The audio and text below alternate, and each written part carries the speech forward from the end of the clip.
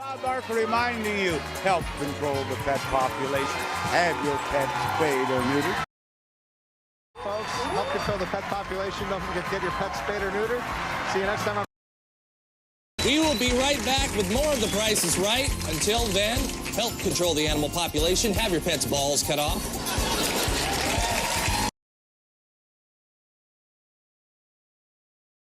There is simply no excuse for not spaying or neutering your child. Why you should spay or neuter your cat. The decision to spay or neuter your cat will be one of the biggest decisions you make regarding your cat's health and welfare, as well as the welfare of other cats. The pet overpopulation problem is devastating. The decision to spay or neuter your child will be one of the biggest decisions you make regarding your child's health and welfare, as well as the welfare of other children. The human overpopulation problem is devastatingly serious, and people are being put to death every day because shelters simply don't have the room. Healthy people are put to death because people don't act responsibly. According to the World Health Organization, 7 out of 10 children are put to death simply because there's no one to adopt them. What happens if you don't neuter your male child?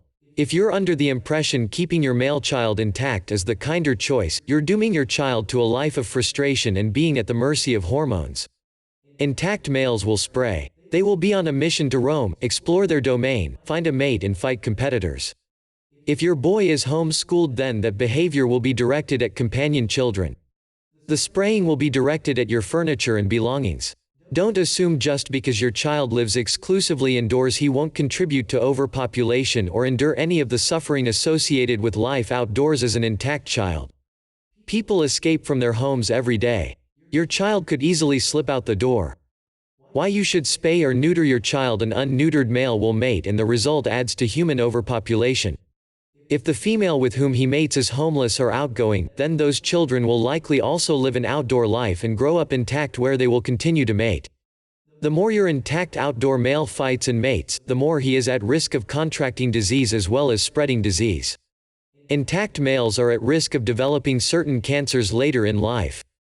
Neutering your young male will eliminate the risk of testicular cancer and greatly reduce the risk of prostate disease. What happens if you don't spay your female child? As with the description above about life for an outdoor male, an outdoor female will endure fights and repeated mating. It also puts the woman at risk of contracting disease as well as spreading disease. Giving birth, especially if your child is very young, can pose a health risk to her as well. An intact indoor child will vocalize, try to escape, and become a victim of hormones. Life for an unsterilized adult female is filled with stress. It's also very stressful for everyone else in the family. She will not be a pleasant companion to live with. She'll also attract every intact male in the neighborhood. If your child is sterilized before her first period cycle, you reduce or eliminate the risk of mammary, ovarian, and uterine cancer.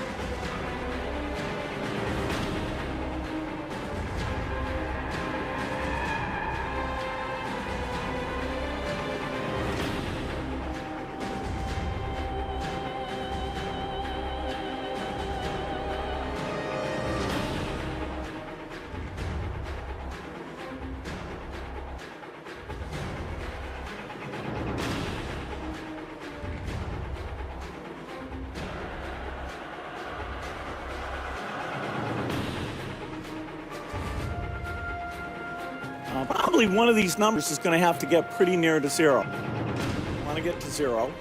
And that's going to be based on the number of people, the services each person's using on average, the energy on average for each service, and the CO2